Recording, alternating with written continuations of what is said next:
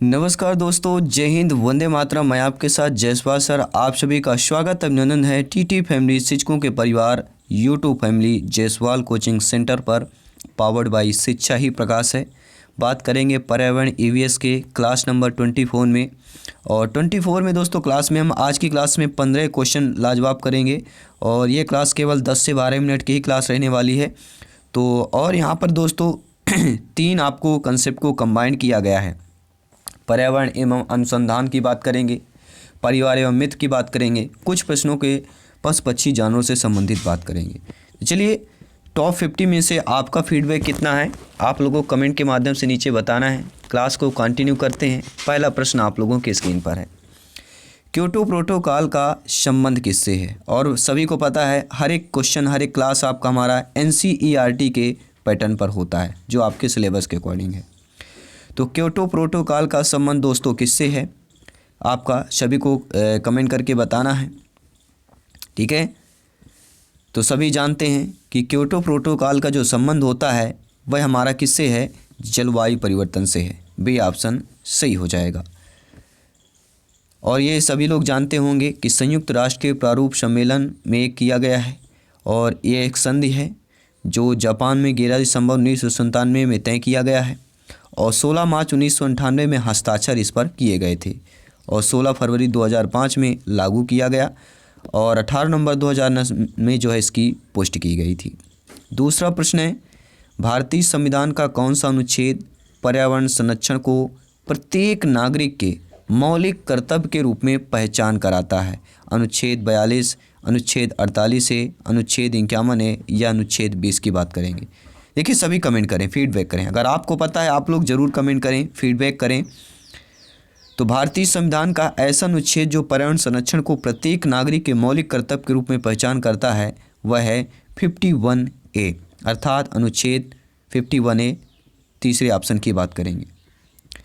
इस अनुच्छेद के अनुसार भारत में प्रत्येक नागरिक का कर्तव्य होगा कि वह प्राकृतिक पर्यावरण की, जिसके अंदर वन, झील, नदी, वन्य जीव रक्षा करें और उसका संवर्धन करें। और प्राणीपात में यह प्रति दया भाव भी आपको रखना है, प्राणी मात्र के प्रति, यानी जीवों के प्रति की बात करेंगे। अगला प्रश्न है, वन संरक्षण अधिनियम के अनुसार किसकी खेती गौरवन गतिविधि है? चाय, बड़, शहतूत या ये सभी की? देखिए, कमेंट करके बताइए। देखिए, वन संरक्षण अधिनियम के अनुसार किसकी खेती गौरवन गतिविधि है? तो ये सभी हो जाएगा। क्यों होगा? देखिए, वन संरक्षण अधिनियम 1980 के अनुसार चाय, रबड़ और शहतूत की खेती गैर वन गतिविधि है। यहाँ पर क्या है, रबड़ दिया गया था, ठीक है, मिसप्रिंट हो गया है। तो चाय, रबड़ और शहतूत की खेती जो है ये हमारी क्या है, गैर वन गतिविधि कहलाती है। चौथा दिया गया है, अक्सर आपके ईवीएस पर्यावरण में सूची से संबंधित जरूर प्रश्न पूछा जाता है। सूची फर्स्ट और सेकंड में मिलान करना है। सूची फर्स्ट में दिया गया है पर्यावरण सुरक्षा अधिनियम, वन्यजीव सुरक्षा अधिनियम, वन संरक्षण अधिनियम और जल प्रदूषण अधिनियम। इनके सन बताना है, कौन कौन सा अधिनियम किस सन पर हुआ है। यानी एक क्वेश्चन में आपके 4 क्वेश्चन तैयार हो जाएंगे, चारों अधिनियम आपसे बन जाएंगे। तो चलिए, फीडबैक कीजिए और बताइए कि कौन सा अधिनियम कौन सा है। देखिए, पर्यावरण सुरक्षा अधिनियम सभी को पता होगा 1986। अगर आप प्रत्येक क्लास डेली क्लासेज आप लोग अटेंड करते हैं तो पर्यावरण सुरक्षा अधिनियम 1986 हो गया। वन्य जीव सुरक्षा अधिनियम 1972 हो गया।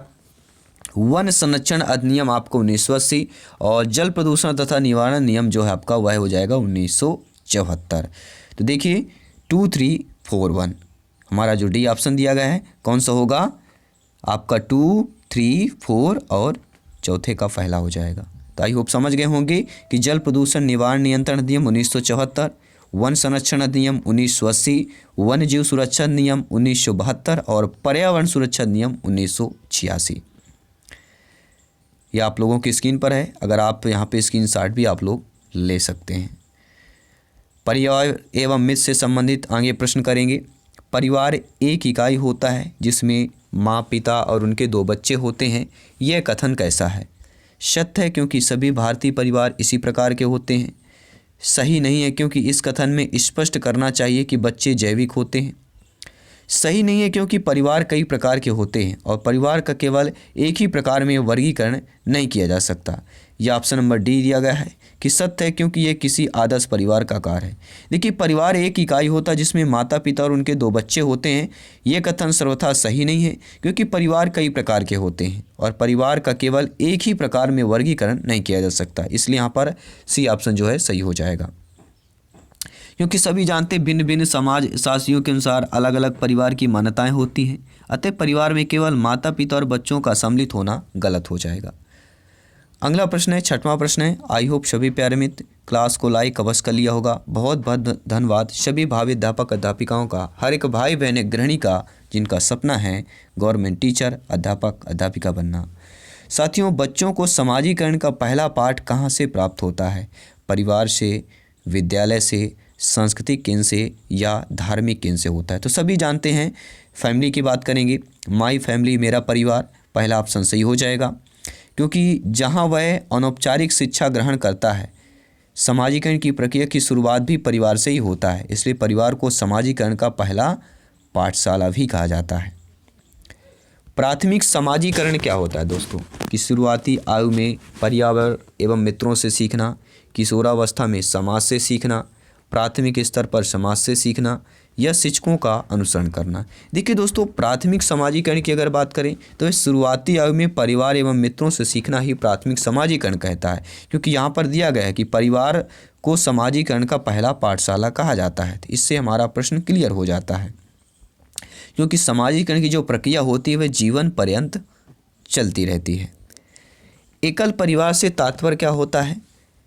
वर्ष 1950 के बाद जो बना हुआ परिवार है, यानी आज़ादी के बाद बना हुआ परिवार, परिवार जिसमें माता पिता एवं उनके बच्चे हों, संपूर्ण परिवार जिसमें बच्चे उनके माता पिता एवं दादा दादी हों, या केवल पति पत्नी। देखिए, एकल परिवार मतलब माता पिता और उनके बच्चे हों, वह कहलाता है एकल परिवार।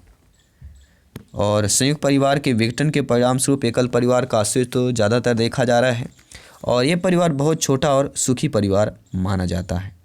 अगला प्रश्न है, निम्न में से कौन सा कथन यहाँ पर सही दिया गया है? कि एकल परिवार में दहेज प्रथा सामान्य बात है, एकल परिवार में बाल श्रम सामान्य बात है, दहेज तथा बाल श्रम सामाजिक बुराइयाँ हैं, दहेज तथा बाल श्रम शहरों में सामान्य बात है। देखिए दोस्तों, जो एकल परिवार में दहेज प्रथा सामान्य बात है, जो पहला ऑप्शन दिया गया है। देखिए, सामाजिक बुराइयों में दहेज तथा बाल श्रम प्रमुख बुराइयां हैं, ये हमारा सही होगा क्योंकि इन बुराई के कारण अशिक्षा एवं गरीबी हो रहा है। ठीक है, तो दहेज तथा बाल श्रम सामाजिक बुराइयां हैं, ये हमारा सी ऑप्शन सही हो जाएगा। ठीक है, यहाँ पे सी होगा।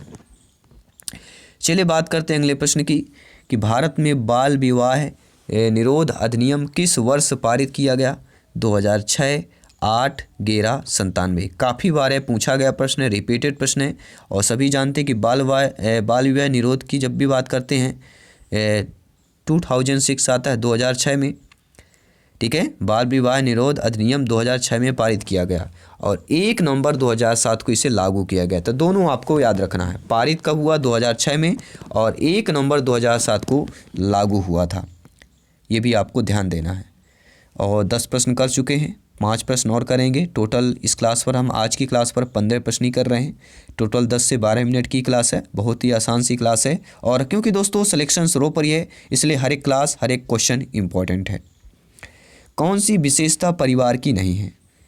कम से कम 2 भिन्न लिंग वाले वयस्क साथ रहते हों, प्रत्येक सदस्य की आय भिन्न जमा की जाती हो, वे समान आवास भोजन और समान सामाजिक क्रियाओं का उपयोग करते हों या सुरक्षा एवं बच्चों का साझा उत्तरदायित्व हो। देखिए, सभी जानते हैं कि परिवार की विशेषता प्रत्येक सदस्य की आय भिन्न जमा होती हो, ये हमारे परिवार की विशेषता नहीं है।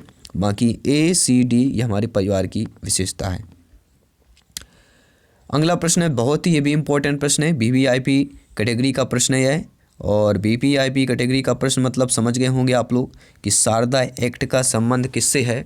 बाल विवाह, दहेज प्रथा, बाल श्रम, अनिवार्य शिक्षा। देखिए, ये भी सभी नाम सुने हुए हैं आपके, बाल विवाह भी, दहेज प्रथा, बाल श्रम, अनिवार्य शिक्षा, ये सभी के नाम आप लोग सुने हुए हैं ऑलरेडी। लेकिन शारदा एक्ट का जो संबंध है वह दोस्तों बाल विवाह से है। शारदा एक्ट 1924 का संबंध बाल विवाह से संबंधित था, जिसमें विवाह के लिए लड़कों तथा लड़कियों के लिए आयु के निर्धारण किया गया था। किसके? शारदा एक्ट पर किया गया है, ये भी ध्यान दीजिएगा। इस एक्ट के तहत जो है लड़कों की आयु 18 वर्ष तथा लड़कियों की आयु 14 वर्ष तय की गई थी। किसके? शारदा एक्ट के तहत। कब कितनी थी? 18 और 14 थी। सामाजिक बुराइयों का उदाहरण क्या होगा दोस्तों? बाल विवाह, दहेज, बाल श्रम, ये सब सारी जो हैं ये सभी हो जाएगा। ये सभी सामाजिक बुराइयों के एग्जाम्पल और उदाहरण हैं, क्योंकि समाज में दोष उत्पन्न करने वाले तत्व सामाजिक बुराइयां कहलाते हैं। इसके अंतर्गत बाल विवाह, दहेज प्रथा, बाल श्रम, ये सारी आदि बुराइयां हो जाएंगी। भारत में लड़के व लड़कियों का विवाह योग न्यूनतम आयु आपको बताना है। तो देखिए, पहला जो दिया गया, ये हम गलती कर देते हैं अक्सर।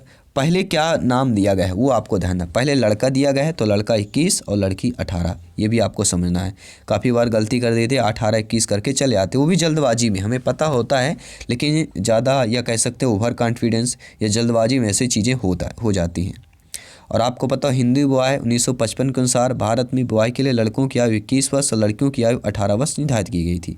ये हिंदू विवाह अधिनियम 1955 में किया गया था, लेकिन शारदा एक्ट में दूसरा था।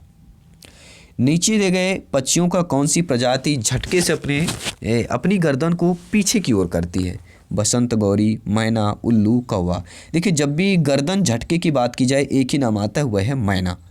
आप जानते होंगे कि पक्षियों के उड़ने, चलने, गर्दन घूमने के तरीके सभी के अलग अलग होते हैं, इसलिए मैना अपने झटके से अपनी गर्दन को पीछे की ओर करती है और उल्लू अपनी गर्दन को पीछे तक घुमा सकता है, ये भी ध्यान दीजिएगा। लेकिन झटका की बात करें तो फिर आपकी मैना हो जाएगी।